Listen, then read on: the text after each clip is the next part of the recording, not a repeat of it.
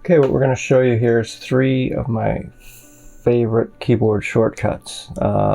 It may seem like a little arbitrary in terms of how much time they save, but if you're editing a lot of clips and long periods of time, it does save a lot of time over a period. So what we have here is 3 things that we're going to adjust really quickly, and one of them is the audio channels. You can see we have a lav and a wild mic, and we want to just use the lav. So we've created a keyboard shortcut, which is Option A, and it brings up the left and right channels. Click right, and it brings your lav mic to both channels. Second, we have a sync issue with the 2 audios. We want to sync them up for picture, so we select both and we go Control S, and that syncs via audio here.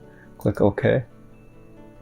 And then third, we have a 4K image inside of a 1080 sequence. So what we need to do is select it and click Shift S, and that brings it to the proper frame size. Basically what we're doing here is, instead of right-clicking audio channels, right-clicking set to frame size, right-clicking set to frame size there, or right-clicking synchronize. We're setting up keyboard shortcuts for each of them. So the keyboard shortcuts up here,